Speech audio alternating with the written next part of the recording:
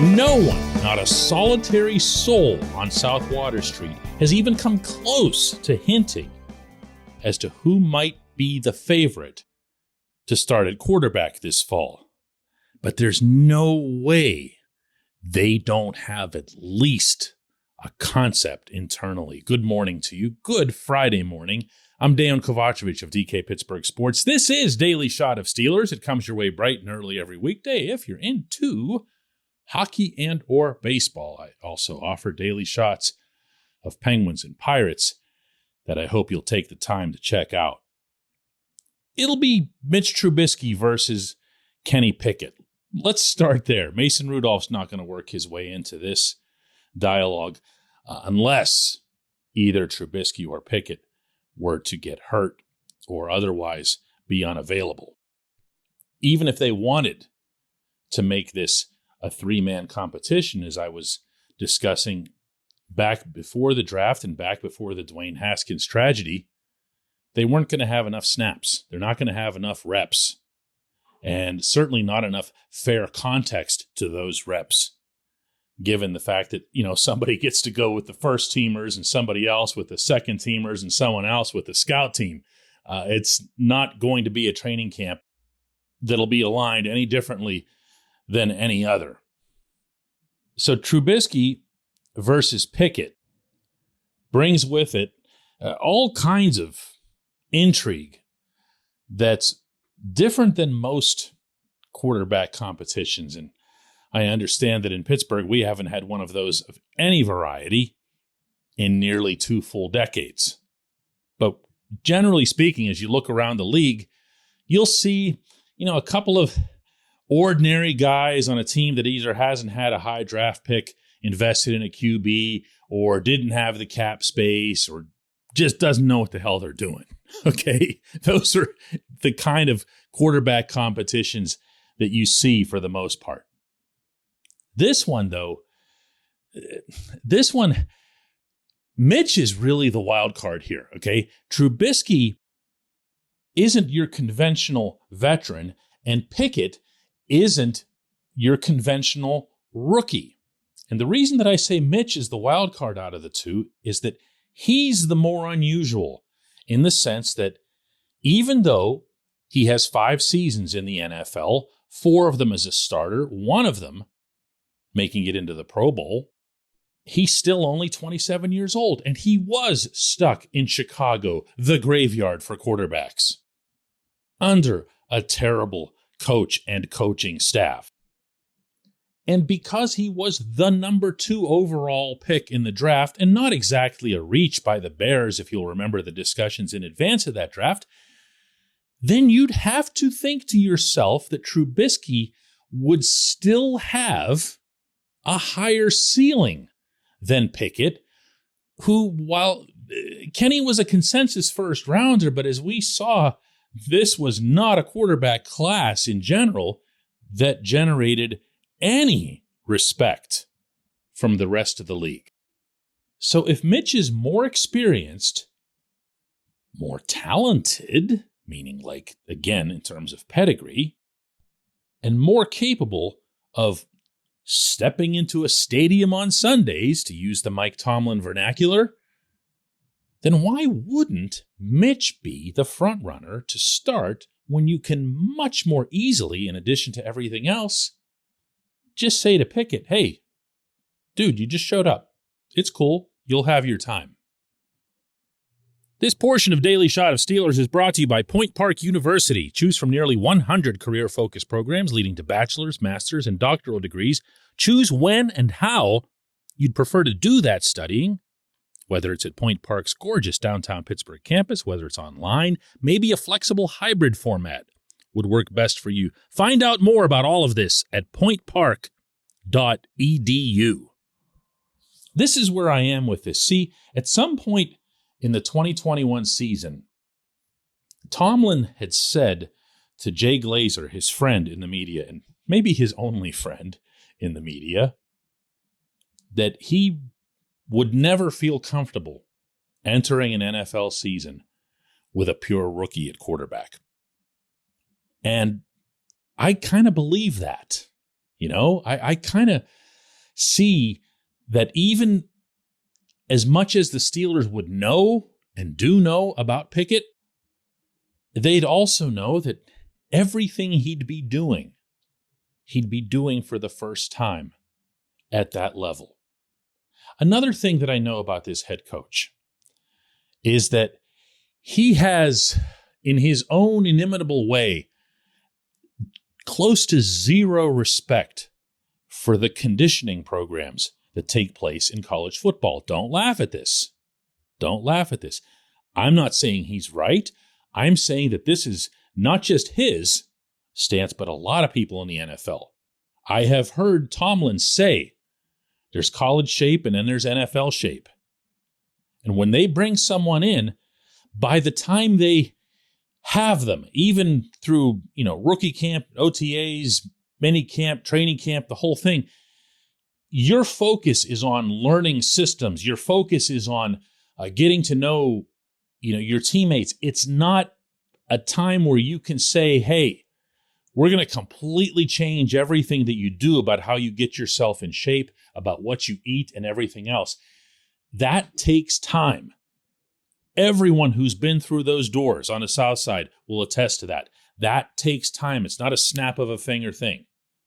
And you'll see and hear from these players, both in their actions and in their words, that the year two version of them is different in the NFL than the rookie year. Now, quarterbacks are a little different. You're not asking them to, get all jacked up the way an inside linebacker does.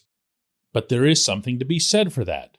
And there's something to be said for the fact that Pickett's never played a season that's as long as 17 games.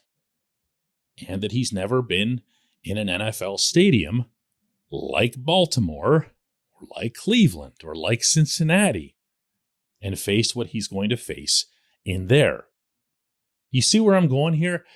I feel like in the moment, the Steelers were legitimately, genuinely, and rightly excited to get Pickett. And from the time they got him, and from the time that Tomlin went to that other room and made that phone call to Pickett and was, you can see it in the video that the team put out, he's really, really stoked. They really were surprised he fell to them. But at some point in the additional steps that he made from there to come to the media room where we were, he and Kevin Colbert had to have had at least a brief exchange as to what they were going to say about his starting status. And the safest, smartest thing they could have possibly said, and they've said it repeatedly since then, is that he'll absolutely, certainly was the word that Tomlin actually used to be specific, certainly be in the competition.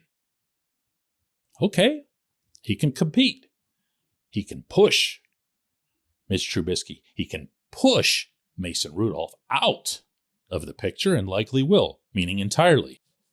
But to think that he'll start right away, man, I'm going to need to see something. I'm not ruling it out either, okay? But I'm going to need to see something, and I'm going to need to see something that's pretty stark and definitive once they all take the fields. When we come back, just one question.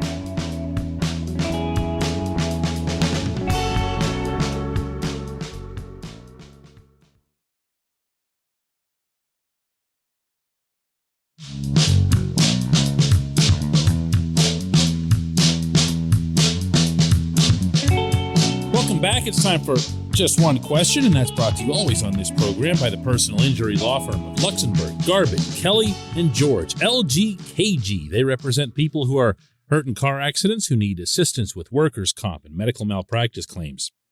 The attorneys at LGKG have been designated super lawyers, capital S, capital L, for the past 15 years. And yes, that is a real thing. The super lawyer designation is reserved for the top 5% of all attorneys in Pennsylvania. Learn more about them at lgkg.com or by calling 888-842-5454. And today's J1Q comes from Steve, who asks, last year, the Bengals made the Super Bowl with a good quarterback, talented young wide receivers, a solid running back, and an underrated defense. Doesn't that sound an awful lot like what the Steelers are building for 2022? With all due respect, Steve, and I mean this because I always appreciate optimism and the power of positive thinking and everything else here. These things are not comparable, at least not yet. When you're looking at the Cincinnati picture, you're looking at Joe Burrow, who was universally acclaimed as the class of his draft, and he's proven to be exactly that, and he's shown it. To his credit, especially in bouncing back from that wicked knee injury. Talented young wide receivers. I mean, George Pickens looks like he could have a future in the NFL, but you're going to take the group of, T. Higgins and Jamar Chase and the veteran Tyler Boyd and put them against, this group with Deontay Johnson and Chase Claypool, each in his own way underachieving a little bit. I know it always sounds like I'm too rough on Deontay. I'm just tired of these late season fades. Deontay's a better player than Claypool is. Claypool should be a better player than Deontay is. So the two of them between one or the other is pretty maddening. And I definitely wouldn't put them in a class with what Cincinnati's got. A solid running back, now we're talking, because Joe Mixon's getting a little bit onto the older end of his career. He's been around a while. He's also a really, really, really good football player. Najee Harris can realistically be expected to be as good or better than Mixon in his second NFL season. And then we get to the defense, which last year, definitely that nod would have gone to Cincinnati in large part because the Steelers' defensive line was wrecked by the injury/absence of Tyson Alualu and Stephon Tuitt up front, and then just the horrific play at inside linebacker through the year.